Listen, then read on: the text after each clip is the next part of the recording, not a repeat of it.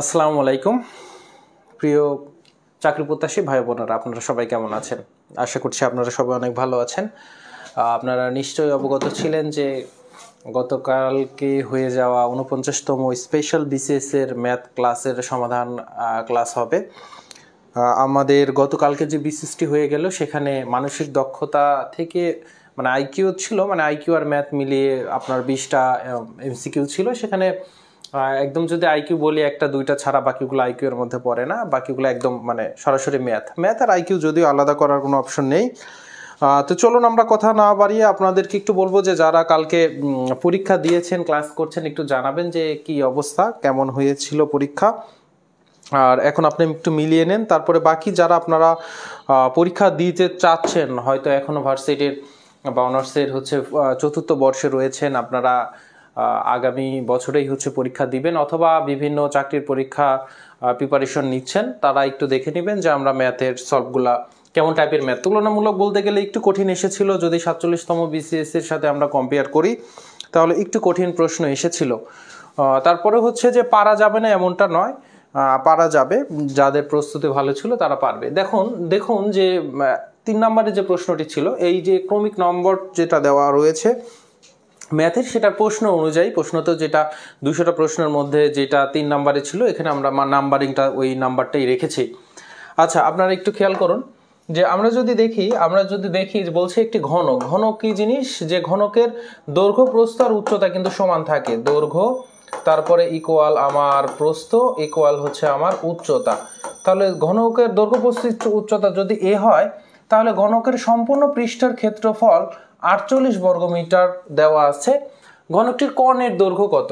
কর্ণের দৈর্ঘ্য তো আপনারা ঘনক নিয়ে অবশ্যই জানতে হবে পরিমিতিতে।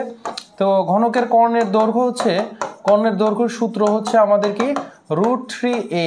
এটা হচ্ছে ঘনকের কর্ণের দৈর্ঘ্য, যেখানে এ হচ্ছে আমার দৈর্ঘ্য, প্রস্থ, উচ্চতা তো ঘনকের সমান থাকে, এ হচ্ছে আমার একটা বাহুর দৈর্ঘ্য।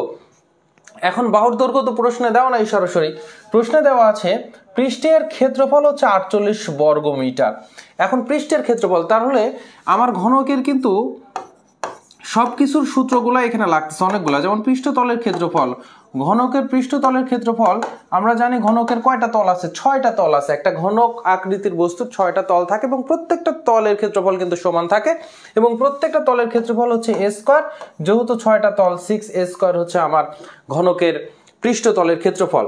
তাহলে এইটার ভ্যালু আমার দেওয়া আছে কত? দেওয়া আছে হচ্ছে 48। তাহলে আমরা এখান থেকে বের করতে পারি a স্কয়ার ইকুয়াল 6 দিয়ে 48 কে ভাগ দিলে 8। সুতরাং a ইকুয়াল আমাদের এখানে কত হবে? √8 কে করলে হচ্ছে আমার 2√2। তাই না?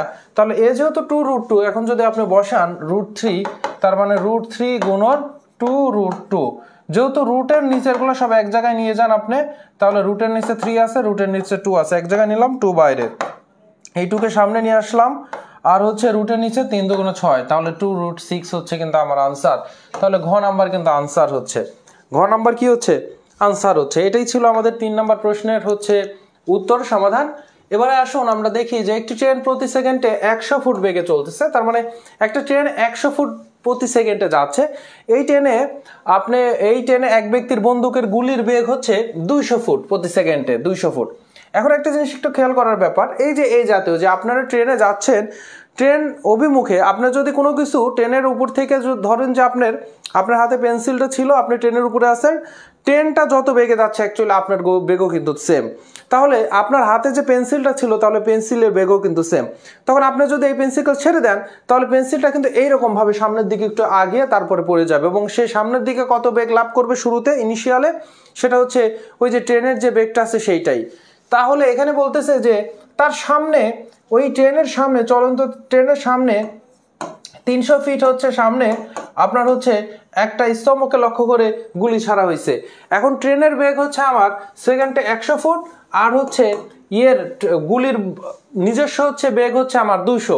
তাহলে যেহেতু একই দিকে যাচ্ছে, আমার কিন্তু লব্ধি বেগ দুইটা যোগ হয়ে যাবে, তাহলে 200 প্লাস হচ্ছে 100, তাহলে প্রতি সেকেন্ডেই যাবে 300 ফিট, আর সামনে দূরত্বও 300 ফিট, কেটে দিলে কিন্তু হচ্ছে 1 সেকেন্ড। উত্তর আমার কিন্তু 1 সেকেন্ড, যে কতটুকু আঘাত করবে কত সময় পরে, তার মানে 1 সেকেন্ড পরে কিন্তু আঘাত করবে। খুবই ইজি হচ্ছে প্রশ্ন এটা ছিল। তারপরে প্রশ্ন যেটা ছিল একটু খেয়াল করুন, তারপরে যে প্রশ্নটা ছিল সেটা একটু খেয়াল করুন। আমি একটু দেখছি যে আপনারা,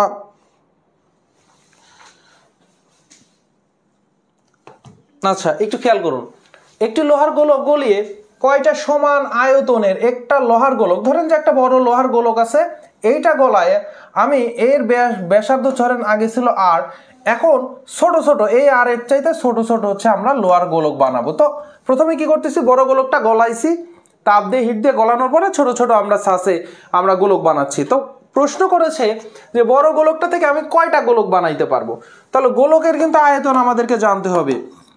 গোলকের আয়তন হচ্ছে 4/3 পাই আর কিউব, যদি আর হচ্ছে ব্যাসার্ধ হয়।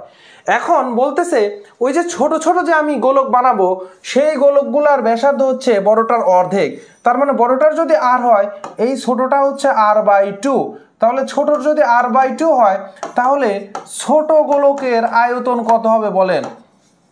ছোট গোলকের আয়তন তাহলে কত হবে? ছোট গোলকের আয়তন হবে 4/3 পাই আর কিউব, আর এর ভ্যালু হচ্ছে r/2, তাহলে কিউব। যদি আপনি ক্যালকুলেশন করেন 4/3 পাই আর এর উপরে কিউব, তাহলে আর কিউব, 2 এর উপরে কিউব, নিচে যেহেতু আছে 1/8। এবার একটু খেয়াল করেন, দেখেন তো এইটা আমাদের কি, এই যে আয়তনটা, এটা কিন্তু আমার, এই যে আমার যে আয়তনটা, এটা কিন্তু বড় গোলকের আয়তন। আর ছোট গোলকের আয়তন দেখেন তো, এই যে ছোট গোলকের আয়তন, এখানে কিন্তু আমার যে বড় গোলকের কিন্তু আয়তন আছে, তার সাথে কিন্তু 1/8, তার মানে ছোট গোলকের আয়তন হচ্ছে বড় গোলকের আয়তনের 8/1 8 দিয়ে ভাগ করে দিচ্ছি। তাহলে যেহেতু বড় গোলকের হচ্ছে আয়তনটা ছোট গোলকের আয়তনের 8 গুণ, সুতরাং আমরা 8টা তৈরি করতে পারবো। এটা হচ্ছে ব্যাখ্যা। আপনারা আর একটু ইয়ে করে নিতে পারেন, সরাসরি সমীকরণে যদি বসাই দিতে পারেন, এটাকে যদি এটা দিয়ে ভাগ দেন, তাহলে আনসার 8 বের হবে। আনসার কি বের হবে? 8 বের হবে। যেহেতু ছোট গোলকটা আসলে কত, 8 গুণ। এটা যেটা আপনারা মনে রাখতে পারেন, সেটা হচ্ছে ব্যাসার্ধের উপরে কিন্তু কিউব, আর এর উপরে কিউব। তাহলে আমি যদি ব্যাসার্ধ অর্ধেক করে ফেলি, ব্যাসার্ধ অর্ধেক করা মানে হাফের উপরে কিউব দিয়ে দিলে 1/8, তার মানে যে 8/1 যেহেতু আমার আয়তন হয়ে যাবে, তাহলে 8টা বানাইতে পারবো। যদি বলতো 3 ভাগ করে দিছে, যদি বলতো অর্ধেক না করে 3/1/3 করে দিছে, তখন আমাদের কি করতো, আর যেহেতু কিউব, তাহলে 1/3 উপরে কিউব দিয়ে দিব। 1/3 উপরে কিউব দেওয়া মানে 3 এর উপর কিউব মানে আমার 27। তাহলে আয়তন যেহেতু ছোটগুলার 27 ভাগে, বড়টার 27/1, সো আমরা 27টা বানাইতে পারবো। ব্যাপারটা একটু খেয়াল করবেন যে কিউব যত ভাগ করবো আমরা তার উপর কিউব করে দিলেই আনসারটা বের হয়ে যাবে। এবারে আসেন, এটা খুবই ইজি ম্যাথ। আমরা জানি লগ যদি আমাদের এ ভিত্তিক বি যদি এক্স হয় তার মানে a to the power x equal হচ্ছে বি। সো এই জায়গা থেকে আমরা লিখতে পারি x to the power -2 equal 4। X to the power -2 মানে 1 divided by x square equal 4। এখন যদি আমরা উল্টাই দেই তাহলে x square equal 1/4। X square নিচে ছিল উপরে নিলাম, তাহলে 4টা উপরে ছিল 4টা নিচে চলে গেল। সুতরাং এক্স এর ভ্যালু বের করতে গেলে দেখেন রুট করলে হাফ হবে। রুট করলে কত হবে? হাফ। 1 কে রুট করলে 1, 4 কে রুট করলে 2। তাহলে আনসার হচ্ছে আমার কত? আনসার হচ্ছে আমার হাফ, 1/2। এবার যদি পরেরটা আসেন, বলতেছে কি পরেরটা সমীকরণের ম্যাথ, একটা ত্রিভুজ দিয়ে দিছে। তো বলতেছে একটি ত্রিভুজের প্রথম কোণ, একটি ত্রিভুজের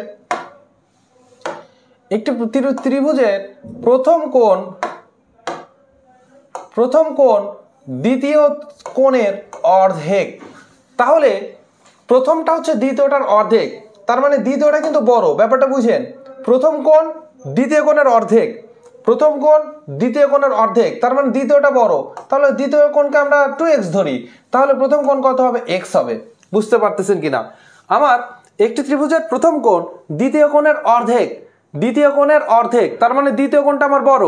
তাহলে যে বড় ডাবল যেহেতু, এই জন্য আমি 2x দিলাম আর ছোটটা হচ্ছে x দিলাম। তাহলে একটা ছোট হচ্ছে x, দ্বিতীয়টা 2x। এবার তৃতীয়টা কি বলতেছে? তৃতীয় কোণ অপর দুটি কোণের বিয়োগফলের 3 গুণ। তাহলে প্রথম দুইটা কোণ হচ্ছে 2x আর x, এই দুইটার বিয়োগফল করলে 2x থেকে x বিয়োগ করলে x থাকে, তাহলে বিয়োগফলের 3 গুণ, তার মানে এই x এর সাথে 3 গুণ করলে 3x। তাহলে প্রথম কোণ হচ্ছে x, দ্বিতীয় কোণ হচ্ছে 2x, তৃতীয় কোণ হচ্ছে আমার 3x। এখন বলতেছে হলে দ্বিতীয় কোণটি কত ডিগ্রি? তাহলে আমরা জানি একটা ত্রিভুজের 3 কোণের যোগফল হচ্ছে 2 সমকোণ। 3 কোণের যোগফল হচ্ছে 2 সমকোণ বা 180 ডিগ্রি, বা হচ্ছে 180 ডিগ্রি। তাহলে আমরা যদি তিনোটা যোগ দেই, x 2x + 3x ইকুয়াল হবে আমার 180 ডিগ্রি। এখানে x + 2x 6, 3x 3 হচ্ছে 6x ইকুয়াল হচ্ছে আমার 180 ডিগ্রি। এখান থেকে যদি x ইকুয়াল তাহলে কত হবে? 6 দিয়ে ভাগ করলে 30 ডিগ্রি। দ্বিতীয় কোণের কথা যেহেতু বলছে, তাহলে 2 × 30, তার মানে হচ্ছে 60 ডিগ্রি। আনসার হচ্ছে আমার কত? সি নাম্বার, 60 ডিগ্রি হচ্ছে আমার আনসার।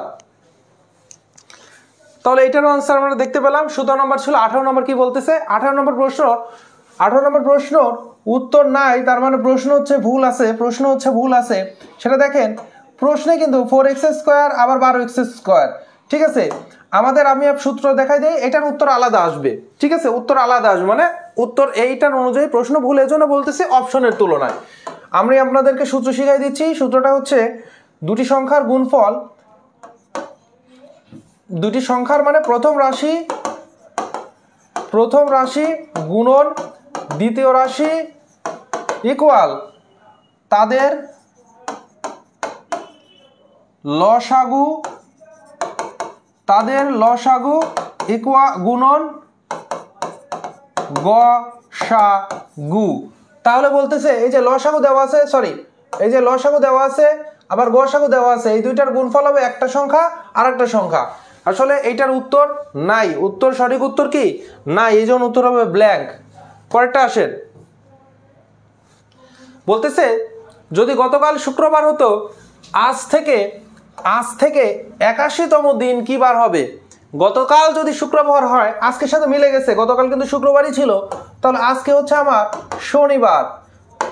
এখন বলতেছে আজকে শনিবার, আজকে থেকে 81তম দিন, বলেন তো আজকে শনিবার প্রশ্নের সাথে মিলে গেছে, আজকে থেকে 7তম দিন কি হবে? 7তম দিন হচ্ছে আবার শনিবার, 14তম দিন আবার শনিবার, আবার 3 7 21তম দিন আবার শনিবার। তাহলে আমাদের যেটা করতে হবে, যত সংখ্যাটা থাকবে তাকে আমাকে 7 দিয়ে ভাগ করতে হবে। 7 দিয়ে ভাগ করলে আমরা জানতেছি 7 11 77, আর অবশিষ্ট কত থাকতেছে? 7 11 77, অবশিষ্ট থাকতেছে 4। তাহলে 7তম দিন কিন্তু কি হয়? 7তম দিন হচ্ছে আমার শনিবারই হচ্ছে। তাহলে আজকের 77তম দিন কিন্তু শনিবার, তাহলে 78তম দিন হচ্ছে রবিবার, 79তম দিন হচ্ছে সোমবার, 80তম দিন হচ্ছে মঙ্গলবার, আর হচ্ছে 81তম দিন তাহলে বুধবার। সুন্দর মতো কর গুনবেন।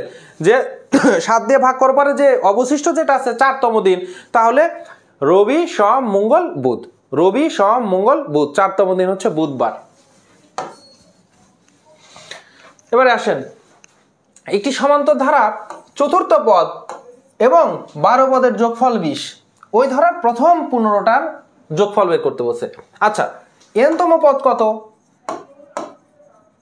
সমান্তর ধারার n তম পদ হচ্ছে a plus n minus 1 into D, তাহলে বলছে চতুর্থ পদ, তাহলে চতুর্থ পদ কত হবে বলেন তো? a প্লাস 4 মাইনাস 1 তার মানে 3d। আচ্ছা, চতুর্থ পদ গেল হচ্ছে 3d, আর হচ্ছে আমার কত 12তম পদ কত হবে? তাহলে a প্লাস 12 মাইনাস 1 তার মানে 11d। এখন দুইটা যোগফল করব, দুইটা যদি আমি যোগ করে দেই তাহলে a 2a plus 3 R 11 14d কত হচ্ছে? প্রশ্ন কিন্তু দেওয়া আছে, এটা হচ্ছে 20। দেখেন 2a প্লাস 14 দিয়ে d এর ভ্যালু কত দেওয়া আছে? 20 দেওয়া আছে। এবারে 15তম পদের যোগফল বলছে। সমান্তর ধারা সূত্র কিন্তু মুখস্থ না ছাড়া কিন্তু হচ্ছে না। n পদের যোগফলের সূত্র কি ছিল? n ফলের মানে Sn কি ছিল মনে আছে কি আপনাদের? Sn কি ছিল? Sn ছিল হচ্ছে n ডিভাইডেড 2, দেখেন মনে করতে পারতেছেন কিনা? n বাই হচ্ছে আমার কত 2, তারপরে হচ্ছে n বাই 2, তারপরে কি ছিল 2a plus n minus 1 into d, সূত্র কিন্তু এটা ছিল। তাহলে 15 পদের যোগফল কত হবে? 15 পদের যোগফল তাহলে কত হবে বলেন? 15 ডিভাইডেড বাই 2, আর ভেতরে হচ্ছে 2a প্লাস 15 মাইনাস 1 তার মানে 14d। এবারে আপনারা কিন্তু জানেন এই যে 2a 14d এর মান হচ্ছে 20, তাহলে সুন্দর মতো কিন্তু 15 ডিভাইডেড বাই 2 গুণন হচ্ছে 20, কাটাকাটি করলে হয় হচ্ছে 150। 2 দিয়ে 20 কে কাটলে 10, 15 10 হচ্ছে আমার কত 150 আনসার। সূত্রগুলো ছাড়া কিন্তু হচ্ছে না, অবশ্যই সূত্রগুলো আপনাকে কিন্তু মুখস্থ রাখতে হবে। সূত্রগুলো কি করতে হবে? আপনাকে মুখস্থ রাখতে হবে। এবার দেখেন এটা খুবই সহজ একটা ম্যাথ ছিল, কারণ হচ্ছে প্রথম পদ হচ্ছে 1, দ্বিতীয়টা √3 মানে হচ্ছে 3, তার মানে প্রথমটা 1 তারপরেরটা হচ্ছে 3, তার মানে হচ্ছে প্রথমটা 1 তারপরেরটা 3 তারপরেরটা 5, আর √49 মানে 7। তাহলে 1 3 5 7 বিজোড় সংখ্যা, তারপরটা অবশ্যই 9 হবে, তাহলে খ নাম্বার হচ্ছে 9। এটা খুবই ইজি ছিল। এবার দেখেন অসমান্তরিক সমাধান সেট বের করতে বলছে। সমাধান যেহেতু সেট বের করতে বলছে, আমরা মিডল টার্ম করে দেব। x স্কয়ার 27 আছে, 3 নং 27, তাহলে x square plus 9x minus 3 নং 27 3x মাইনাস 27, ঠিক আছে। তাহলে এখান থেকে আমরা যদি উৎপাদকে ভাগ দিচ্ছি, দেখেন x যদি কমন নেন তাহলে x প্লাস 9, মাইনাস 3 যদি কমন নেন x প্লাস 9, তাহলে এখান থেকে কি আসতেছে x প্লাস 9 x মাইনাস 3। তাহলে এইটাকে আমরা ভাঙলে হয়, এখানে লেস দেন আছে কত 0, লেস দেন আছে কত 0, তাহলে x প্লাস 9 কে যদি আপনি 0 ধরেন তাহলে x হচ্ছে মাইনাস 9, আর হচ্ছে x মাইনাস 3 ইকুয়ালকে যদি 0 ধরেন x ইকুয়াল 3। যেহেতু এটা লেস দেন আছে, দেখেন ব্যাপারটা দেখেন, তার মানে x এর ভ্যালু সংখ্যা রেখাতে আপনি যান, x এর ভ্যালু 1 2 3 3, এদিকে আসেন যদি ধরেন এটা মাইনাস 9, তার মানে এই যে ভ্যালুটা আছে এই ভ্যালুটা আছে কিন্তু 3 এর চাইতে ছোট, মাইনাস 9 এর চাইতে কিন্তু বড়, 3 এর চাইতে ছোট, মাইনাস 9 এর চাইতে বড়। তাহলে ব্র্যাকেটগুলো খেয়াল করবেন। থার্ড ব্র্যাকেট থাকা মানে কি বলেন তো? থার্ড ব্র্যাকেট থাকা মানে ইনক্লুডেড, তার মানে এই ভ্যালুটা কি 3 এর সাথে ইনক্লুড, 3 এর কি সমান? x এর ভ্যালু কি 3 এর সমান না, x এর ভ্যালু 3 এর চাইতে ছোট কিন্তু 3 এর কিন্তু সমান না, x এর ভ্যালু কিন্তু 3 এর চাইতে ছোট কিন্তু সমান না, x এর ভ্যালু কিন্তু আমার মাইনাস 9 এর চাইতে বড় কিন্তু মাইনাস 9 কিন্তু না, ইনক্লুডেড না। তাহলে প্রথম ব্র্যাকেট থাকা মানে ইনক্লুডেড না, আর থার্ড ব্র্যাকেট থাকা মানে কিন্তু ইনক্লুডেড। সো এইটা কিন্তু হবে না, আনসার হচ্ছে গ নাম্বার, যে মাইনাস 9 আর 3 এর ভেতরের যত অসংখ্য মান আছে, অসীম সংখ্যক কি ভ্যালুগুলা, এর ভ্যালুটা হচ্ছে আমার কি ফ্র্যাকশনাল সংখ্যা হতে পারে। যেহেতু বলে নাই তো এটা হচ্ছে ন্যাচারাল নাম্বারের সেট, যেহেতু ন্যাচারাল নাম্বারের সেটের কথা বলে নাই, সো এখানে কিন্তু হইতে পারে। সবচাইতে হচ্ছে সহজ প্রশ্ন যেটা ছিল সবচাইতে সহজ প্রশ্ন যেটা ছিল সেটা হচ্ছে এই প্রশ্নটা। দেখেন বলতেছে একজন মানুষ একটা কলা খেতে 1 মিনিট সময় লাগে। এখন একটা কলা খেতে 1 মিনিট যদি লাগে, 5 জন মানুষ একসাথে, 5 জন তো একটা করেই কলা খাচ্ছে, 5 জন মানুষ 5টা কলা, প্রত্যেকে কিন্তু 5টা করে কলা খায় নাই, প্রত্যেকে একটা করে কলা খাইলে 5টা কলা হয়, তাহলে খাইতে কতক্ষণ সময় লাগবে? 1 মিনিটই তো সময় লাগবে। ঠিক আছে, সবচাইতে বলেন এটা আইকিউ এর একটা প্রশ্ন ছিল। এবার আসেন, একটা বই 10% ক্ষতিতে, আমি কিন্তু বেসিক ক্লাস কিন্তু আপনাদেরকে করেছি এই ম্যাথ, মনে করেন একদম ইজি। সেই ইয়াতে আমরা কিন্তু 49তম বিসিএস কে টার্গেট নিয়ে কিন্তু আমরা ম্যাথের ক্লাস 2টি চ্যাপ্টার আমরা শেষ করেছি। একটি বই 10% ক্ষতিতে বিক্রি করা হলো। আচ্ছা, 10% ক্ষতিতে তার মানে 90% মূল্যে বিক্রি করছি, কারণ ক্রয় মূল্য সবসময় 100%। আচ্ছা, বিক্রয় মূল্য যদি 60 টাকা যদি বাড়াইতাম তাহলে 5% লাভ হয়ে যেত। 5% লাভ হওয়া মানে বিক্রয় মূল্য 105%। তাহলে এই যে 90% আর 105%-এর মধ্যে পার্থক্য হচ্ছে আমার কিন্তু 60 টাকা। তার মানে 90% আর 105%-এর পার্থক্য কত? 10 আর 5 যোগ করলে 15%। তার মানে 15% ইকুয়াল কিন্তু আমার 60 টাকা। 15% ইকুয়াল যদি 60 টাকা হয়, তাহলে 1% ইকুয়াল তাহলে কত? 4 15 60, তাহলে 4 টাকা। তাহলে 100% ইকুয়াল কত? 100% ইকুয়াল কিন্তু 400 টাকা। তাহলে আনসার কত হবে? ঘ নাম্বার হচ্ছে আমার 400 টাকা কিন্তু আনসার। বুঝতে পারতেছেন কিনা একটু জানাবেন অবশ্যই।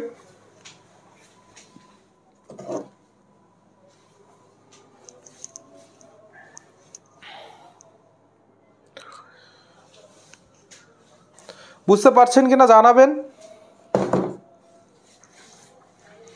আচ্ছা দেখেন একটি বাক্সে, এবার দেখেন একটি বাক্সে 4টি লাল, 3টি নীল, 2টি হলুদ, 1টি সবুজ বল আছে। কমপক্ষে কয়টা বল উঠালে সেখানে অন্তত একটা লাল বল থাকবে? এবার দেখেন লাল বল কিন্তু 4টা, আর লাল বাদে অন্যরা কয়টা আছে? 3টা, 2 5টা, একটা 6টা।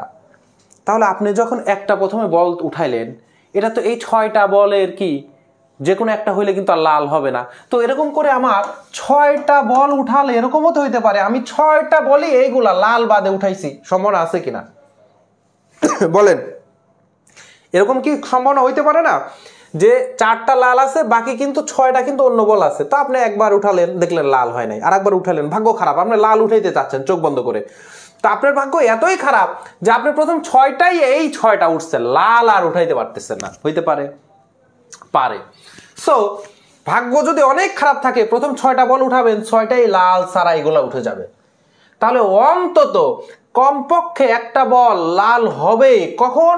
যখন আপনি 6 আর 1 7টা বল অন্তত উঠাবেন।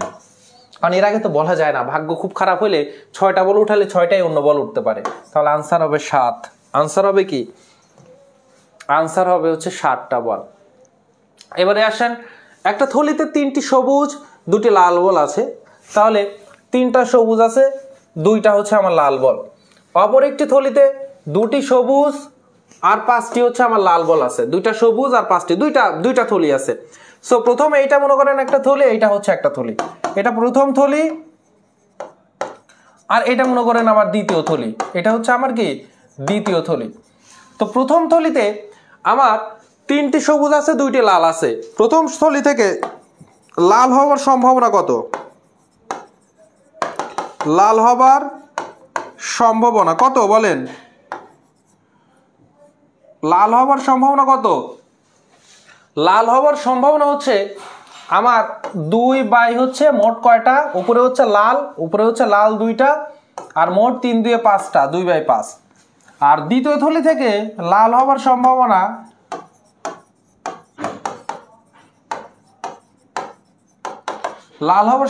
দ্বিতীয় থলিতে লাল কয়টা আছে? লাল আছে 5টা, আর মোট তাহলে 5 2 7টা। আচ্ছা, এবার দেখেন প্রথম থলি থেকে লাল হওয়ার সম্ভাবনা 2/5, দ্বিতীয় থলি থেকে লাল হওয়ার সম্ভাবনা 5/7। এখন আমি যদি প্রথম থলিতেও লাল এবং দ্বিতীয় থলিতেও লাল, 2টা থেকে আমি লাল চাচ্ছি, তাহলে এই 2টার কি? এবং হলে এই 2টার গুণ, এবং হলে এই 2টার গুণ। তাহলে সুতরাং 2টি থলি থেকেই লাল হবার সম্ভাবনা কত? 2টার কিন্তু গুণ হবে, তাহলে 2/5 আর 5/7। তাহলে 2/5 আর হচ্ছে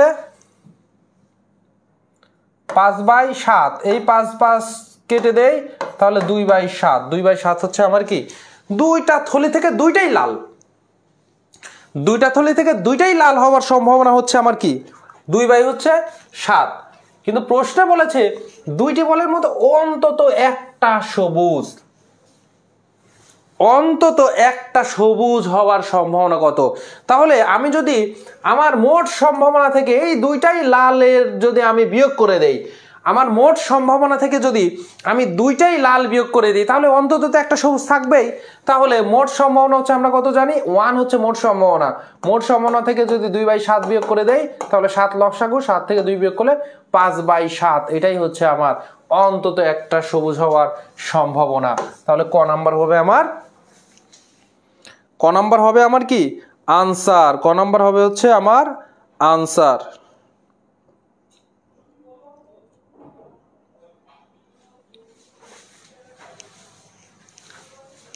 এবার দেখেন কোনো যান্ত্রিক গিয়ারের চাকা ছোট হলে সংযুক্ত অবস্থায় বড়টির চেয়ে ছোট চাকাটি কিভাবে ঘুরবে। ওই যে গিয়ারের খাসকাটা থাকে, এই রকম থাকে। আসলে গিয়ারের এই জিনিসগুলো কিরকম থাকে, ধরেন এরকম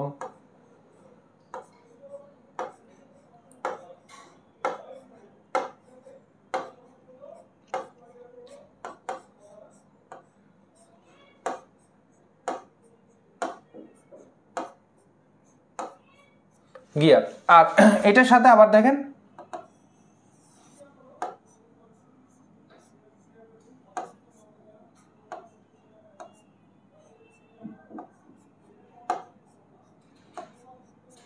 তো কি হয় এই খাজের এটার সাথে, তো এই বড়টা যদি একবার ঘুরে ছোটটা কয়বার ঘুরবে, অনেক বেশি বার ঘুরবে। তাহলে বড়টার চেয়ে ছোটটা কি ঘুরবে, স্পিডে, বেশি স্পিডে ঘুরবে। গিয়ারের কিন্তু তাই হয়।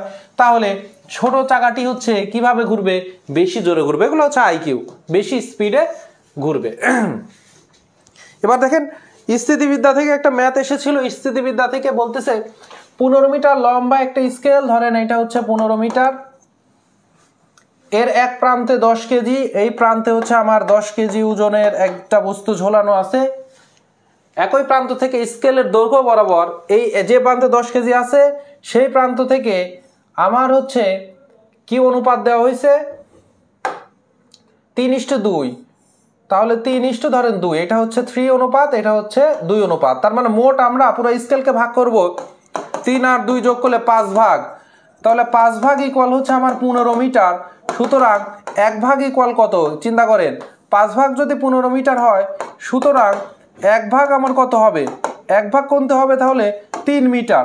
তাহলে 1 ভাগ যদি আমার 3 মিটার হয়, 1 ভাগ যদি 3 মিটার হয়, তাহলে 3 3 হচ্ছে 9 মিটার হচ্ছে আমার এই অংশে আছে, আর এই অংশে হচ্ছে 3 দুগুণে হচ্ছে 6 মিটার কিন্তু এই অংশে আছে। একটু চিন্তা করে দেখেন তো, যখন এটা কিন্তু স্থিতিবিদ্যার হায়ার ম্যাথের কিন্তু মানে ইন্টারমিডিয়েটের সেকেন্ড পার্ট, মানে তার মানে সায়েন্স ছাড়া এই জাতীয় ম্যাথ কিন্তু পারার কথা না, সায়েন্স ছাড়া কিন্তু এই জাতীয় ম্যাথ পারার কথা না। কিন্তু আপনারা যারা নন সায়েন্স ছিলেন বা দেখা যাচ্ছে যে এই ম্যাথগুলো ভুলে গিয়েছেন, একদমই ইজি। আমার ভারসাম্য পয়েন্ট যে বিন্দুতে হবে সেই বিন্দুর বাম সাইডের সবগুলার গুণফল আর ডান সাইডের গুণফলটা কি থাকবে, সমান হবে।